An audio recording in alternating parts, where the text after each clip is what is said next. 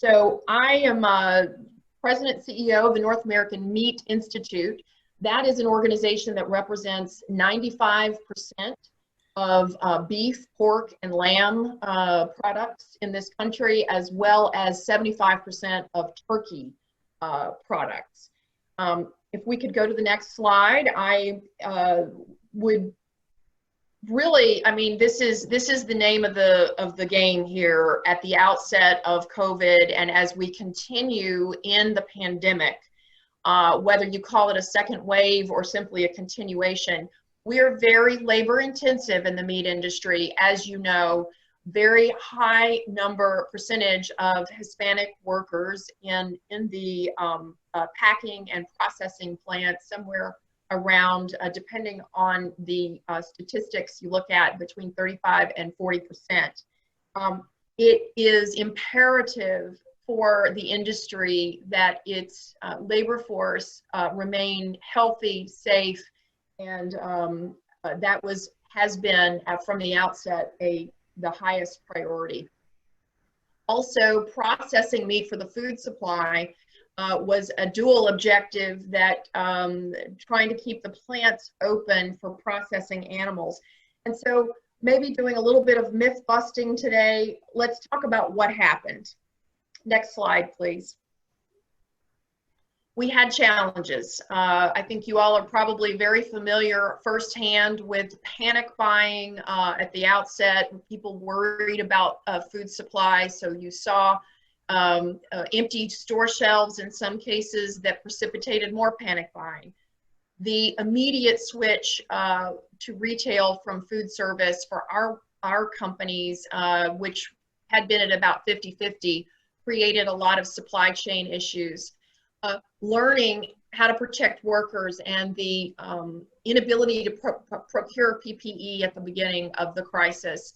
And certainly from the supply perspective, coming into the plants, a supply of livestock, of growing animals that did not slow down. And so the backup and the backlog of those animals became quite a crisis right at the outset and into April and early May.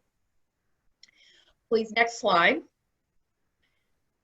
So despite a lot of the efforts, there was a lot of absenteeism that closed facilities or slowed production. On the pork side, for example, there were times in late April and early May when slaughter capacity was as high as, as low, as 50%.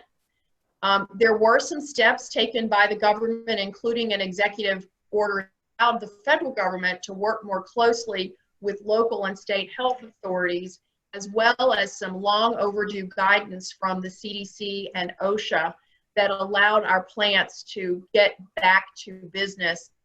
They continued to learn what to do and how to perform during the pandemic. Next slide, please. So I mentioned the CDC OSHA guidance. It addressed all of these things, and our role at the Meat Institute was to help our members develop plans for educating and communicating with the workforce, screening for temperatures, procuring and using properly PPE, additional cleaning and disinfection, and then making plans for return to work for sick workers, because of course no one was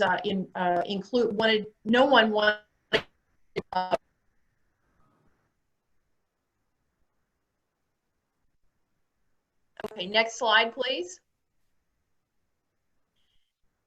This is a graphic that shows the changes that were recommended and the changes that were made. Where feasible, continuing to keep people 6 feet apart or more on the lines, and then also to provide protection in common areas that were keeping people apart as they moved about the plants. Next slide, please. I think a picture's worth 1,000 words. This shows one of our companies, National Beef, looking at the face shields, the masks, the stainless steel barriers, and the disinfecting that went on over and above normal disinfection for a meat plant. Next slide. More pictures of 6 feet distancing and plexiglass shields. Next slide. Again, the shields and the PPE in addition to normal PPE. Next slide, please. And next slide, please. In addition to the support for workers, a lot of additional support included bonus pay, increasing hourly wages, paid sick leave, providing testing for those that wanted it. And next slide, please. The good news is that we are now back at 95 to 98% capacity. So for the food supply and for the workers that we needed to protect, we have become a much smarter, much more nimble industry. I'd say to just end my 5 minutes, what did we learn? We need much better communication along the supply chain to minimize disruptions. We continue to work with the media to avoid precipitating panic buying when there are changes in the virus and how we are perceiving the upsurge that we're feeling right now. Certainly communicating with the workforce about practices and activities outside the plants. And then I think for the future, we need to ask more robustly, what flexibilities do our customers in the meat industry need so that as these disruptions happen again, we are better able to deal with them.